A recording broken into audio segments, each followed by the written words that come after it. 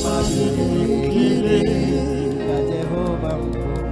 Onye dị mozi na mmadụ na-akpọ isi ala nye.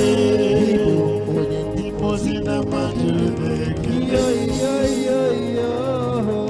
Onye dị mozi na mmadụ na-ekele.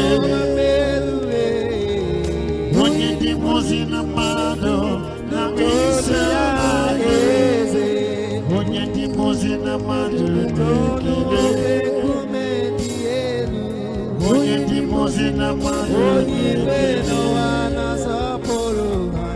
Onye dị mozi na mmadụ na-akpọ isi ala nye.